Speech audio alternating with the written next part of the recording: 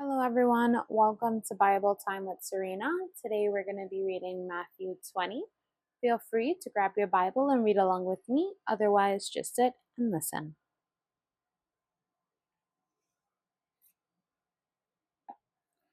Matthew 20. For the kingdom of heaven is like a landowner who went out early in the morning to hire workers for his vineyard. He agreed to pay them a denarius for the day and sent them into his vineyard. About 9 in the morning, he went out and saw others standing in the marketplace doing nothing. He told them, "You also go and work in my vineyard, and I will pay you whatever is right." So they went. He went out again about noon and about 3 in the afternoon and did the same thing. About 5 in the afternoon, he went out and found still others standing around. He asked them, "Why have you been standing here all day long doing nothing?" "Because no one has hired us," they answered. He said to them, "You also go and work in my vineyard." When evening came, the owner of the vineyard said to his foreman, "Call the workers and pay them their wages, beginning with the last ones hired and going on to the first." The workers who were hired about 5 in the afternoon came and each received the denarius. So when those came who were hired first, they expected to receive more, but each one of them also received a denarius. When they received it, they began to grumble against the landowner. "These who were hired last worked only an hour." "Only 1 hour," they said, "and you have made them equal to us who have borne the burden of the work and the heat of the day." But he answered one of them, "I am not being unfair to you, friend.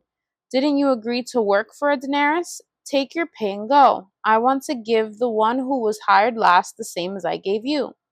Don't I have the right to do what I want with my own money, or are you envious because I am so generous?" So the last will be first, and the first will be last. Now Jesus was going up to Jerusalem. On the way, he took the 12 aside and said to them, "We are going up to Jerusalem, and the Son of Man will be delivered over to the chief priests and the teachers of the law. They will condemn him to death and will hand him over to the Gentiles to be mocked and flogged and crucified. On the third day, he will be raised to life." Then the mother of Zebedee's son came to Jesus with her sons, and kneeling down, asked a favor of him. "What is it you want?" he asked. She said, "Grant that one of these two sons of mine may sit at your right and the other at your left in the kingdom." "You don't know what you are asking," Jesus said to them. "Can you drink the cup I'm going to drink?"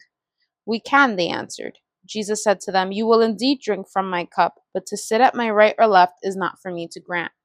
These places belong to those for whom they have been prepared by my Father." When the 10 heard about this, they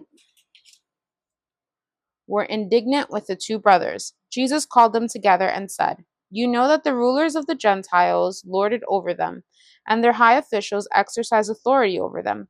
Not so with you. Instead, whoever wants to become great among you must be your servant, and whoever wants to be first must be your slave. Just as the Son of Man did not come to be served, but to serve, and to give his life as a ransom for many." As Jesus and his disciples were leaving Jericho, a large crowd followed him.